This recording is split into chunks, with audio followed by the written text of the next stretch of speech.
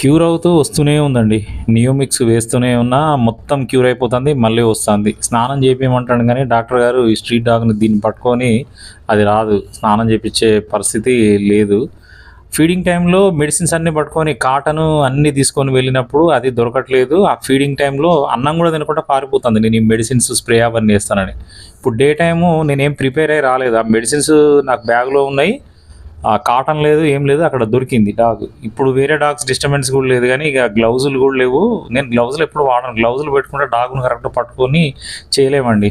కాపోతే బాగా సోప్‌తో బాగా కడుక్కుంటలే గానీ, మొత్తం కిస్కిన్ ఆయింట్‌మెంట్ అంతా పెట్టా. బ్లీడింగ్ అవుతుంది. ఎక్కడ పట్టుకుంటే అక్కడ ఎలర్జీ అంతా వచ్చి బ్లీడ్ అయిపోతా ఉంది. అది మెత్తగా ఉంటది. కొంచెం తడి అయిపోతది. దురద రాదు. ఆ కిస్కిన్ ఆయింట్‌మెంట్ పెడితే. ఆ స్ప్రే అంతా బాడీకి అప్లై చేశా.